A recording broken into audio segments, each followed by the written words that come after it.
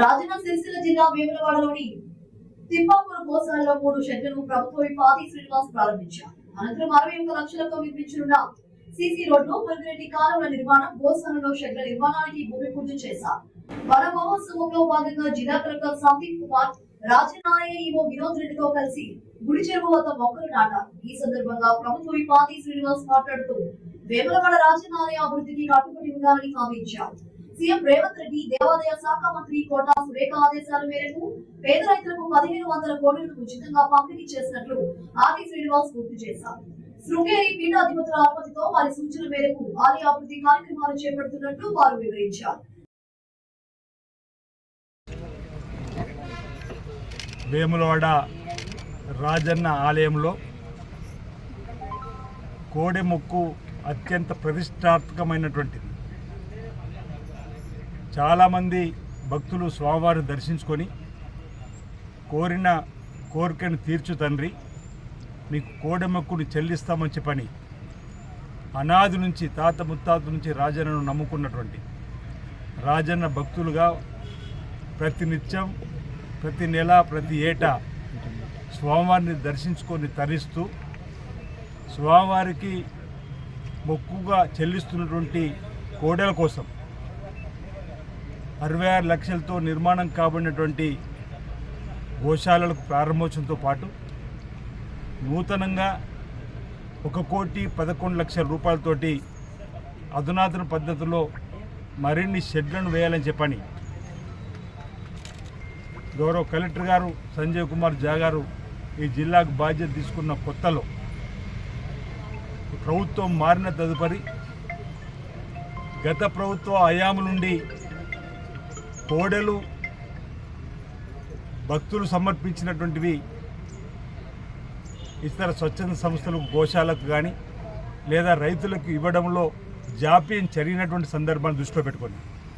సుమారు 1500 కోడెలు నిల్వ చేరిన సందర్భంలో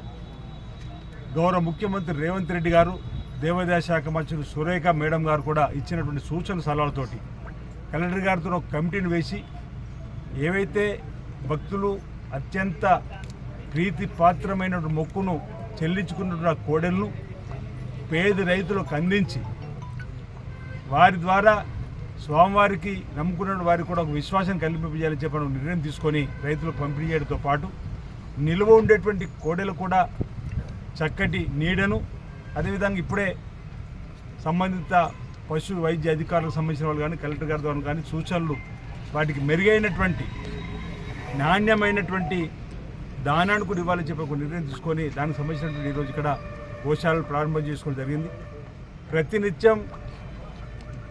రాజన్న సన్నిధిలో 3 షిఫ్ట్లుగా పనిచేసేటువంటి కోడెల కోసం కూడా పురాతన పద్ధతిలో ఉన్నటువంటి గోశాలను కూడా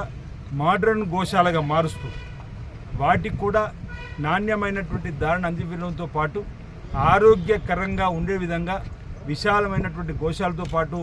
మరి వాటికి వెంటిలేటరు, అదేవిధంగా గాలి వెలుతురు వచ్చే విధంగా కూడా ఏర్పాటు చేస్తూ ఈరోజు వాటికి అంకురార్పణ చేస్తూ భూపూజ కూడా జరుగుతూ ఉంది. దాంతోపాటు ఆలయ విశాలమైనటువంటి స్థలంలో కూడా వన మహోత్సవ కార్యక్రమంలో భాగంగా పచ్చని చెట్లను పెంపొందించే విధంగా ఆధ్యాత్మికంగా దేవుడికి, దేవాలయానికి అనుబంధమైనటువంటి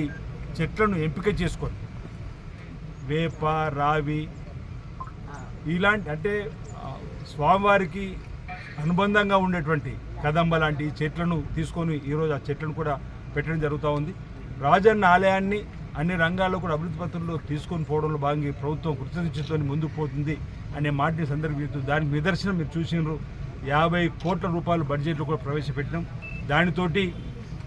50 కోట్ల నిధులతోటి ముందుగా ఆలయ విస్తరణను ఏర్పాటు చేయాలని చెప్పని కూడా ఒక నిర్ణయం తీసుకోవడం జరిగింది. రాబో రోజుల్లో శృంగేరి పీఠానికి వెళ్ళి వారి అనుమతితోటి ఆ కార్యక్రమాలు కూడా గౌరవ ముఖ్యమంత్రి రేవంత్ రెడ్డి గారు, దేవాదాయ శాఖ మంత్రులు, జిల్లాకు సంబంధించినటువంటి మంత్రుల అందరి సహకారంతో ఆ కార్యక్రమం కూడా భవిష్యత్తులో చేస్తామన్నమాట సందర్భంగా తెలియజేస్తూ అందరికీ నా హృదయపూర్వక నమస్కారం తెలియజేస్తా ఉన్నాను.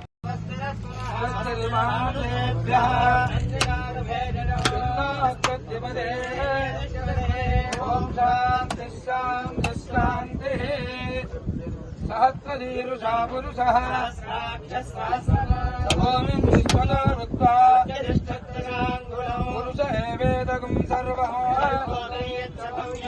तामुदत्तशेषाणः एतावानस्य महिमा आदोत्तविश्वाभूतानि पादोर्धौ जयत्पुरुषः ततो विश्वं वक्रामतो तस्मात् जायता सजातोऽत्यरिच्यत पुरुषेण अभिषः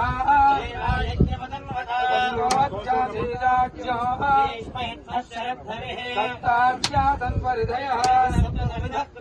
देवायज्ञं तन्माना यज्ञं वैर्य प्रोक्षन् तेन देवाय दन्ता यज्ञात् सर्वतः आरण्याञ्जाम्याच्चये अमृतं ददाज्ञातस्मादजायत एकेतो भयाद्रः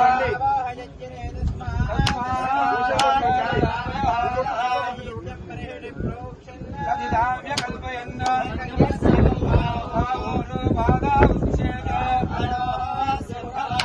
भागोराजन्यकृतः